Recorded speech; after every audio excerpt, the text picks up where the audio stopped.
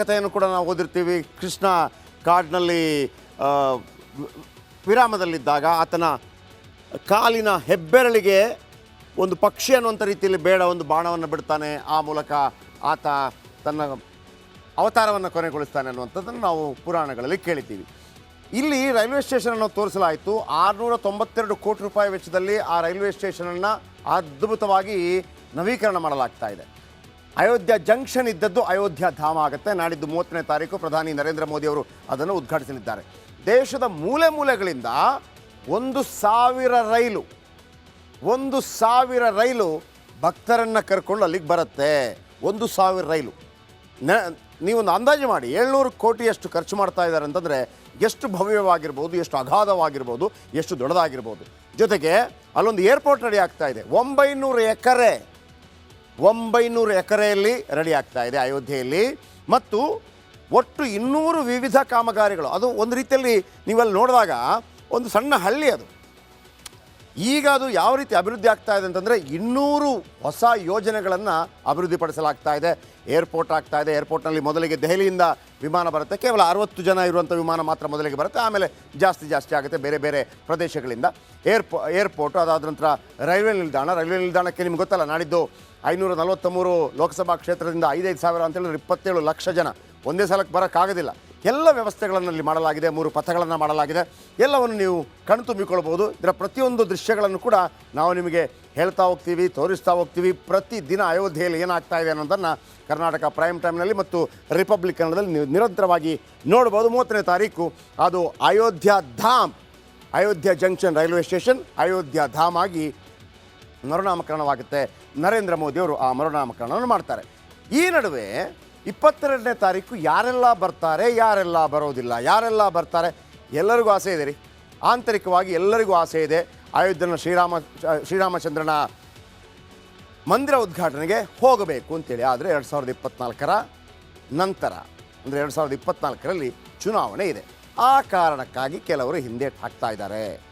ಮೊದಲಿಗೆ ದೀದಿ TMC ತೃಣಮೂಲ್ ಕಾಂಗ್ರೆಸ್ ನಾಯಕಿ ಪಶ್ಚಿಮ ಬಂಗಾಳ ಮುಖ್ಯಮಂತ್ರಿ ಮಮತಾ ಬ್ಯಾನರ್ಜಿ ಮಂದಿರ ಉದ್ಘಾಟನೆಗೆ ಹೋಗೋದಿಲ್ಲ ಅಂತ ಹೇಳಿಬಿಟ್ಟಿದ್ದಾರೆ.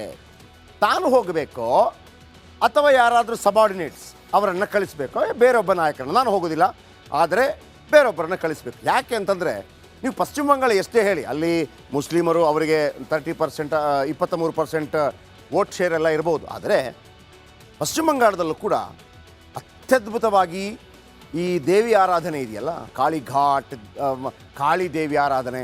ಸೊ ಹಾಗಾಗಿ ದೈವಿಕವಾಗಿ ಭಾಳ ಕನೆಕ್ಟ್ ಅವರು. ಒಂದು ವೇಳೆ ಈ ರೀತಿ ತಾನು ಹೋಗದೇ ಇದ್ದರೆ ರಾಂಗ್ ಮೆಸೇಜ್ ಹೋಗಬಹುದೇನೋ ಅನ್ನುವಂಥ ಒಂದು ಅನುಮಾನ ಕೂಡ ದೀದಿಯವರನ್ನು ಕಾಡ್ತಾ ಇದೆ. ಹಾಗಾಗಿ ನಾನು ಹೋಗಬೇಕಾ ಅಥವಾ ಪಕ್ಷದ ನಾಯಕರನ್ನು ಕಳಿಸಬೇಕಾ ಅನ್ನುವಂಥ ಚರ್ಚೆ ಅದರಲ್ಲಿ ನಡೀತಾ ಇದೆ. ಇನ್ನು ನಿತೀಶ್ ಕುಮಾರ್ ಬಿಹಾರದ ಮುಖ್ಯಮಂತ್ರಿ. ಕಳೆದ ಬಾರಿಯಲ್ಲಿ 40 ಲೋಕಸಭಾ ಕ್ಷೇತ್ರ ಇದೆ. 40 ಲೋಕಸಭಾ ಕ್ಷೇತ್ರದಲ್ಲಿ ಈ ಬಾರಿ BJP 40 ಗೆಲ್ಲುವಂಥ ಒಂದು ಆಶಾಭಾವನೆ ವ್ಯಕ್ತಪಡಿಸ್ತಾ ಇದೆ. ನಿತೀಶ್ ಕುಮಾರ್ ಯಾಕೆ ಹೋಗ್ತಾ ಇಲ್ಲ? ನಿತೀಶ್ ಕುಮಾರ್ ಕೂಡ ಅಯೋಧ್ಯೆಗೆ ಹೋಗೋದಿಲ್ಲ ಅನ್ನೋದು ಫಿಕ್ಸ್ ಆಗಿದೆ. ಒಂದು ಕಡೆ ಸೋಲಿನ ಮೇಲೆ ಸೋಲಾಗ್ತಾ ಇದೆ ಅವರಿಗೆ. ಇಂಡಿ ಮೈತ್ರಿಕೂಟದಲ್ಲಿ ಪ್ರಧಾನಿ ಅಭ್ಯರ್ಥಿ ಅಂತ ಫಿಕ್ಸ್ ಆಗ್ತಾ ಇಲ್ಲ. ಮತ್ತೊಂದು ಕಡೆ ನಿತೀಶ್ ಕುಮಾರ್ ಅಲ್ಲಿಗೆ ಹೋಗ್ತಾ ಇಲ್ಲ. ಎಲ್ಲಿ ತನಕ ಅಂತಂದರೆ ಇವ್ರಿಗೊಂದು ಪಲ್ಟು ಅಂತ ಹೆಸರಿದೆ. ಪಲ್ಟು ಅಂತಂದರೆ ಯಾವ ಟೈಮಲ್ಲಿ ಬೇಕಾದ್ರೆ ದೋಸೆಯನ್ನು ಉಲ್ಟಾ ಹಾಕಿದಂಗೆ. ಇವರು NDA ಕೂಟ ಸೇರಿದರೂ ಅಚ್ಚರಿ ಇಲ್ಲ. ಯಾಕಂದರೆ ಅಲ್ಲಿ ಲಾಲು ಪ್ರಸಾದ್ ಯಾದವ್ ಮತ್ತು JDU ನಿತೀಶ್ ಕುಮಾರ್ ಜೊತೆಗೂಡಿ ಸರ್ಕಾರ ರಚನೆ ಮಾಡಿದ್ದಾರೆ. ಇದೀಗ ಇದೇ ಲಾಲು ಪ್ರಸಾದ್ ಯಾದವ್ JDUನ ಕೆಲವರನ್ನು ಪಕ್ಷಕ್ಕೆ ಸೆಳೆದುಕೊಳ್ಳುವಂಥ ಸಾಧ್ಯತೆ ಇದೆ. ಜೊತೆಗೆ ಕಾಂಗ್ರೆಸ್ನ 19 ಶಾಸಕರು ಬೆಂಬಲ ಕೊಡುವಂಥ ಸಾಧ್ಯತೆ ಇದೆ. ತೇಜಸ್ವಿ ಲಾಲು ಪ್ರಸಾದ್ ಯಾದವ್ ಮುಖ್ಯಮಂತ್ರಿ ಆಗುವಂಥ ಸಾಧ್ಯತೆ ಇದೆ. ನಿತೀಶ್ ಕುಮಾರ್ ಪದಚ್ಯುತರಾಗುವಂಥ ಸಾಧ್ಯತೆಗಳು ಕಂಡುಬರ್ತಾ ಇದೆ ಇವತ್ತಿನ ಅಪ್ಡೇಟ್ ಪ್ರಕಾರ. ಸೊ ಹಾಗಾಗಿ INDA ಮೈತ್ರಿಕೂಟ ಹೇಗೂ ನನ್ನನ್ನು ಪ್ರಧಾನ ಅಭ್ಯರ್ಥಿ ಮಾಡ್ತಾ ಇಲ್ಲ. NDAಗೆ ಹೋದರೂ ಅಚ್ಚರಿ ಇಲ್ಲ. NDAಗೆ ಹೋಗುವಂಥ ಸಂದರ್ಭ ಬಂದರೆ ಬಹುಶಃ ಅಯೋಧ್ಯೆಗೆ ಹೋಗ್ಬೋದೇನು. ಲಾಲು ಪ್ರಸಾದ್ ಯಾದವ್ ಏನು ಮಾಡ್ತಾರೆ? ಅಯೋಧ್ಯೆಗೆ ಹೋಗ್ತಾರಾ ಉದ್ಘಾಟನಾ ಸಮಾರಂಭಕ್ಕೆ? RJDಯ ಕೋರ್ ವೋಟ್ ಬ್ಯಾಂಕ್ ಇರೋದು ಮುಸ್ಲಿಮರು. ಬಿಹಾರದಲ್ಲಿ ಮುಸ್ಲಿಮರೆಲ್ಲ ಇವರ ಹಿಂದೆ ನಿಂತಿದ್ದಾರೆ. ಯಾಕಂದರೆ ನಮ್ಮ ನಾಯಕ ಅನ್ನುವಂಥ ರೀತಿಯಲ್ಲಿ ಹೇಗೆ ಮುಲಾಯಂ ಸಿಂಗ್ ಯಾದವ್ ಅವರ ಹಿಂದೆ ಮುಸ್ಲಿಮರು ನಿಂತಿದ್ದಾರೋ ಅದೇ ರೀತಿ RJDಯ ಕೋರ್ ವೋಟ್ ಬ್ಯಾಂಕ್ ಮುಸ್ಲಿಮರು. ಇವರಿಗೊಂದು ಭಯ ಇದೆ, ನಾವು ಹೋದರೆ ಏನಾದರೂ ತಪ್ಪು ತಿಳ್ಕೊತಾರ.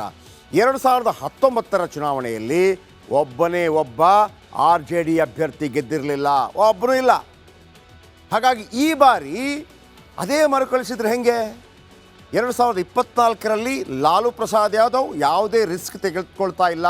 ಮುಸ್ಲಿಮರನ್ನು ಯಾವುದೇ ರೀತಿಯಲ್ಲಿ ಅವರು ಕೋಪಿಸ್ಕೋಬಾರ್ದು, ಅವರನ್ನು ರಮಿಸಬೇಕು ಅಂದರೆ ಒಂದು ರೀತಿಯಲ್ಲಿ ತುಷ್ಟೀಕರಣ. ನಿಜವಾಗಿ ಹೇಳಬೇಕು ಅಂತಂದರೆ ಯಾವ ಮುಸ್ಲಿಮರು ಕೂಡ ರಾಮ ಮಂದಿರ ಉದ್ಘಾಟನೆಗೆ ಹೋಗಬೇಡಿ ಅಂತ ಹೇಳೋದಕ್ಕೆ ಸಾಧ್ಯನೇ ಇಲ್ಲ.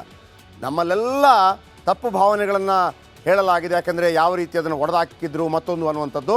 ಮತ್ತೊಮ್ಮೆ ಹೇಳ್ತಾ ಇದ್ದೀನಿ, ಅಯೋಧ್ಯೆ, ಕಾಶಿ ಮತ್ತು ಮಥುರಾ ಹಿಸ್ಟ್ರಿ ತೆಗೆದು ನೋಡಿ, ಅಲ್ಲಿದ್ದಂಥ ಮಂದಿರಗಳನ್ನು ಒಡೆದು ಕಟ್ಟಲಾಯಿತು ಅನ್ನೋಂಥ ಆಕ್ರೋಶ ಇದೆ. ಬಿಟ್ಟರೆ ಮುಸ್ಲಿಮರ ಧಾರ್ಮಿಕ ಕ್ಷೇತ್ರವನ್ನು ಒಡಿಬೇಕು ಅನ್ನೋಂಥ ಯಾರಿಗೂ ಕೂಡ ಅಂಥ ಒಂದು ಕೆಟ್ಟ ಆಲೋಚನೆಗಳಿದ್ದಿರೋದಕ್ಕೆ ಸಾಧ್ಯವಿಲ್ಲ. ಯಾಕಂದರೆ ಭಾರತ ದೇಶದಲ್ಲಿ ಬೇರೆ ಬೇರೆ ಸಮುದಾಯ, ಬೇರೆ ಬೇರೆ ಸಂಸ್ಕೃತಿ, ಬೇರೆ ಬೇರೆ ಧರ್ಮ ಅನ್ನು ಅನುಸರಿಸುವವರು ಬಂದು ಇಲ್ಲಿ ಹಾಯಾಗಿದ್ದಂಥವರು, ಚೆನ್ನಾಗಿದ್ದಂಥವರು, ಅವರನ್ನು ಚೆನ್ನಾಗಿ ನೋಡಿಕೊಂಡಿದೆ ಭಾರತ. ಹಾಗಿದ್ದಾಗ ಹೇಗೆ ಸಾಧ್ಯ ಆಗುತ್ತೆ ಮತ್ತೊಂದು ಧರ್ಮವನ್ನು ಹೀಗಳೆಯುವಂಥ ಪ್ರಯತ್ನ?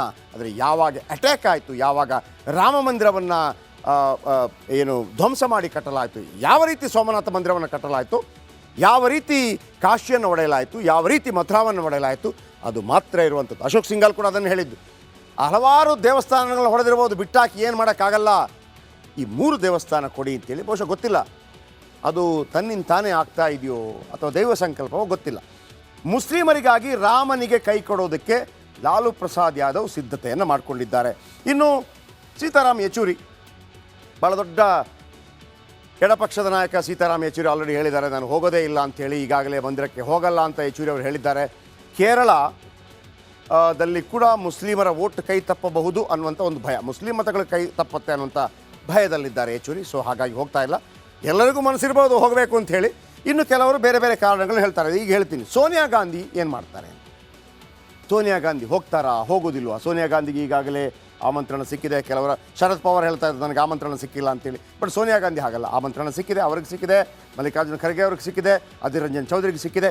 ಆದರೆ ಹೋಗಬೇಕಾ ಬೇಡವಾ, ಹೋಗಬೇಕಾ ಬೇಡವಾ, ಹೋಗಬೇಕಾ ಬೇಡವಾ ಅಂತ.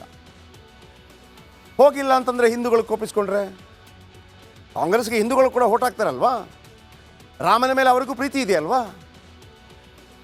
ಈ ಒಂದು ಗೊಂದಲದಲ್ಲಿ ಕಾಂಗ್ರೆಸ್ ಪಡೆ ಇದೆ. ಆದರೆ ಮಂದಿರಕ್ಕೆ ಉದ್ಘಾಟನೆಗೆ ಹೋಗಲ್ಲ ಅಂತೇಳಿ ಸೋನಿಯಾ ಗಾಂಧಿ ಎಲ್ಲೂ ಹೇಳಿಲ್ಲ. ಆದರೆ ಈ ಹಿಂದೆ ಒಂದು ಹೇಳಿಕೆಯನ್ನು ಕೊಟ್ಟಿದ್ದರು, ಏನು ಮಸೀದಿ ಕೆಡವಿದ್ದು ಒಳ್ಳೆಯ ವಿಚಾರ ಅಲ್ಲ ಅನ್ನೋಂಥ ಮಾತನ್ನು. ಈಗ ಸ್ಯಾಮ್ ಪಿಟ್ರೋಡ ಇದ್ದಾರೆ ನೋಡಿ, ರಾಜೀವ್ ಗಾಂಧಿ ಆಪ್ತ, ರಾಹುಲ್ ಗಾಂಧಿ ಆಪ್ತ ಸ್ಯಾಮ್ ಪಿಟ್ರೋಡ ಈ ಮಂದಿರ ರಾಷ್ಟ್ರೀಯ ವಿಷಯ ಮಾಡಿದ್ದು ನನಗೆ ಬೇಸರ ತಂದಿದೆ. ಇದು ಹಿಂದೂಸ್ತಾನಕ್ಕೆ ಚಿಂತೆಯ ವಿಷಯವಾಗಲಿದೆ. ಇದನ್ನು ಅಂದರೆ ಅವರು ಹೇಳ್ತಿರೋದು, ನೀವು ರಾಜಕೀಯಗೊಳಿಸ್ತಾ ಇದ್ದೀರಿ, BJP ಅದನ್ನು ಮಾಡ್ದಂಗೆ ಮಾಡ್ತಾಯಿದ್ದೀರಿ, VHP ಮಾಡ್ದಂಗೆ ಮಾಡ್ತಾಯಿದ್ದೀರಿ, RSS ಮಾಡ್ದಂಗೆ ಮಾಡ್ತಾಯಿದ್ದೀರಿ, ನರೇಂದ್ರ ಮೋದಿಯವರು ಮಾಡ್ದಂಗೆ ಮಾಡ್ತಾಯಿದ್ದೀರಿ. ನೀವು ಹಂಗೆ ಮಾಡಬಾರ್ದಿತ್ತು, ರಾಷ್ಟ್ರೀಯ ವಿಚಾರ ಥರ ಮಾಡಬಾರ್ದಿತ್ತು. ಅಂದರೆ ಅವರ ಆಪಾದನೆಗಳೇನು ಅಂತಂದರೆ, ರಾಷ್ಟ್ರೀಯ ವಿಚಾರಗಳು ಅಂತಂದರೆ ಸಂವಿಧಾನ ದಿನ, ಆಮೇಲೆ ಜನವರಿ 26, ಆಗಸ್ಟ್ 15 ಇದು ಮಾತ್ರ. ಇದನ್ನೆಲ್ಲ ಅವರವರಿಗೆ ಬಿಡಬೇಕಾಗಿತ್ತು. ರಾಹುಲ್ ಆಪ್ತ ಸ್ಯಾಮ್ ಪಿತ್ರೋಡ ವಿವಾದಿತ ಹೇಳಿಕೆಯನ್ನು ಕೊಟ್ಟಿದ್ದಾರೆ. ಅದು ಎಷ್ಟು ಡ್ಯಾಮೇಜ್ ಆಗುತ್ತೆ ಗೊತ್ತಿಲ್ಲ. ಬನ್ನಿ